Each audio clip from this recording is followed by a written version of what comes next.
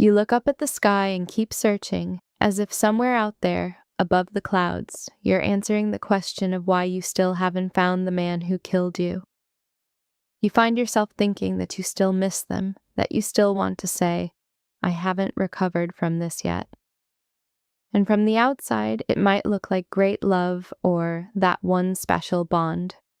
But inside it often has another, far more dangerous name. The haze, the trance, the spell of the narcissist. This haze is not magic and not a curse, although it feels exactly like that from the inside. It is a psychological state where you're no longer fully yourself. You live by their rhythm, their rules, their sudden appearances and disappearances. It starts at the moment you allow your boundaries to be crossed for the first time and explain it away. A cruel phrase, a disrespectful gesture, a strange disappearing act, a broken promise. You tell yourself, he's tired, she's stressed, they've been through a lot. I'm just being too sensitive. You give them a pass and hope they will appreciate your understanding and never do it again. But every time you swallow a violation of your boundaries, your nervous system quietly learns a new rule. Apparently, this is acceptable, and their system learns another rule.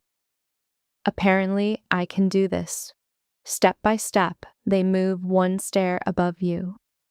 A bit later, they quietly become the owner in your head, the one you adjust to, the one whose moods define your day, the one whose reactions matter more than your own. You may still believe you are in control, but your thoughts, your schedule, your emotional climate are already orbiting around them. The cruelest trap in this haze is that you keep treating the narcissist like a psychologically healthy person. You apply the logic of normal relationships.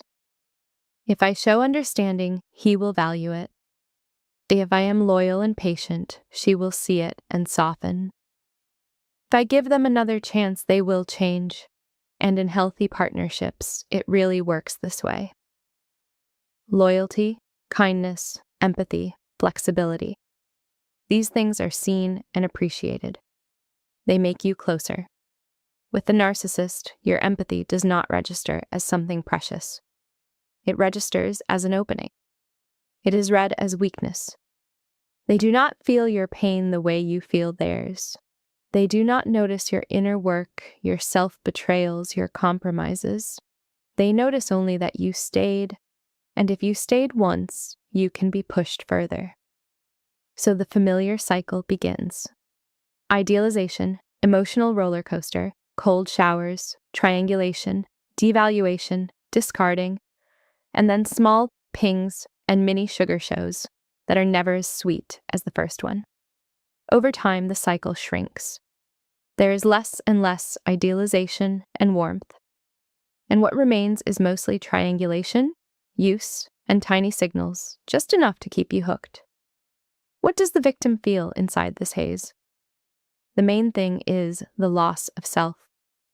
Your own I slowly fades out, first to the background, then to the far edge of your life, then almost disappears. The center of gravity shifts completely.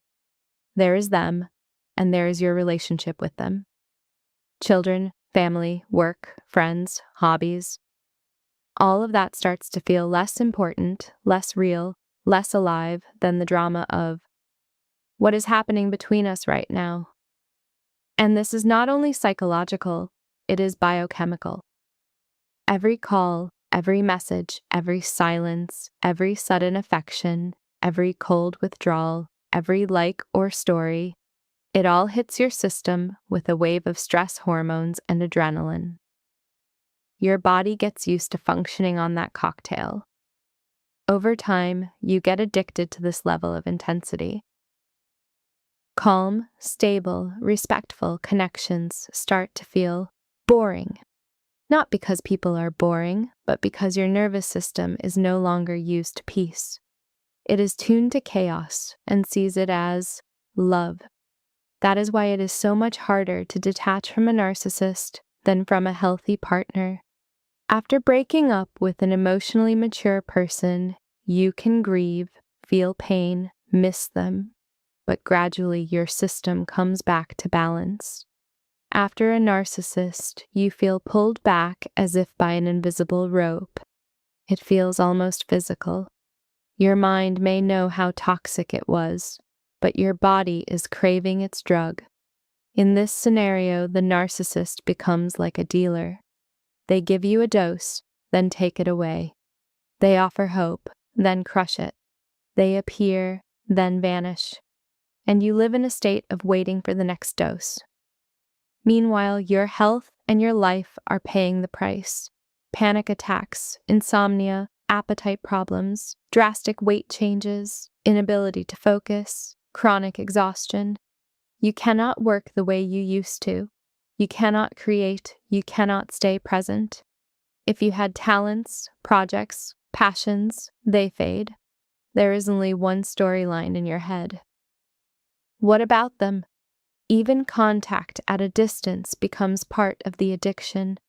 You may not see each other, but you check their page, you scroll their photos, you read their comments, you imagine what they feel, where they are, who they are with. That simple act of going to their profile becomes a microdose. The brain fills in the missing details with memories and fantasies. Your body reacts as if they are near. A strong hormonal wave hits, and the bond tightens again. The more rare and unpredictable their actual presence, the stronger this effect. If they used to see you often and now appear less and less, the hunger for their attention grows. To fill it, you start looking for any way to reconnect. Messages, drunk calls, reaching out through mutual acquaintances, even contacting their new partner just to feel closer to their world. And the deeper you sink into this, the less you see the truth. The worse they treat you, the stronger your attachment becomes. This is how dependency and a kind of Stockholm syndrome form. You might clearly understand on a rational level that they are a narcissist, an abuser, a manipulator, and at the same time keep going back. Not because you are weak or stupid, but because your brain chemistry is hijacked and your logic is temporarily offline. This is why just use willpower rarely works in the late stages of this haze. A person in that state often simply cannot think clearly enough to make and hold healthy decisions. Their inner world is flooded with hormones and emotional triggers. At that point, support from the outside becomes crucial. Professional help, grounded people around you, someone who can hold reality for you while you barely feel it. There is another consequence many people prefer not to look at: the way this affects loved ones, especially children. When your entire inner world is wrapped around the narcissist, the child is quietly pushed down the priority list. Not because you stopped loving them, but because all your emotional energy is being consumed by survival in this relationship. The child feels it. They may not have the words, but they sense the shift. They remember what you were like before and see the difference now. They know, consciously or not, that they are no longer the most important person in your life. The narcissist will eventually disappear, one way or another. But the child will stay, and you will stay too, either shattered and exhausted, or wiser and slowly rebuilding your life. The way out of this haze never starts with fixing them. It starts with recognizing what is happening to you, naming it. This is not love. This is dependency. Every contact is a dose. A message, a call, checking their profile, replaying old dialogues in your head. All of this feeds the same circuit. And if you truly want to get out, at some point you will need a radical step. Full, clean no contact. No last explanations, no just one more meeting for closure, no monitoring from the shadows. And then, slow, patient return to yourself. Basic things first: sleep, food, water, movement. Small tasks that you still manage to complete from start to finish. People next to whom you feel a little safer and quieter than you do when you think about the narcissist. Activities you used to love, even if now they do not bring the same joy, you still give yourself the chance to touch them again. It is not about instant happiness. It is about gradually calming a nervous system that has lived in a war zone.